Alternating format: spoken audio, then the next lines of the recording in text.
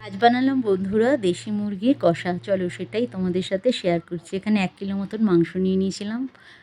নুন আর হলুদ আর 1 চামচ তেল দিয়ে এটা ভালো করে মেখে 1 ঘন্টা রেখে দিলাম।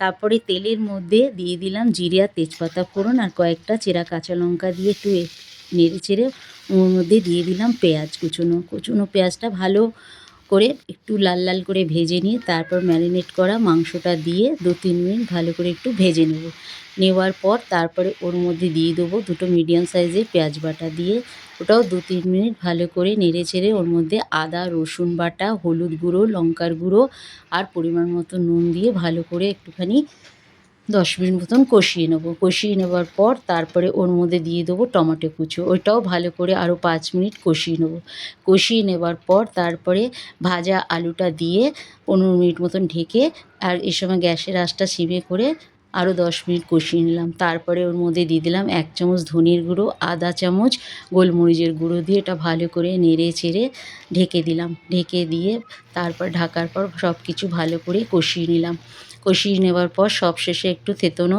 রসুন দিয়ে 1-2 মিনিট আর একটু নেড়ে চেড়ে তারপরে পরিমাণ মতন গরম জল দিয়ে দিলাম ঝোল হিসাবে।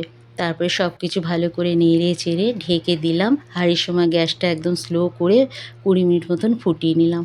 আর এদিকে আমার মাংসটা হয়ে গেছে। তারপরে গ্যাসটা বন্ধ করে শিলে বাটা গরম মশলা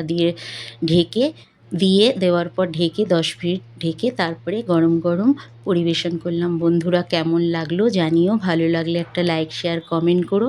আর আমি এটা অক্ষয় তৃতীয়া উপলক্ষেই বানিয়েছিলাম।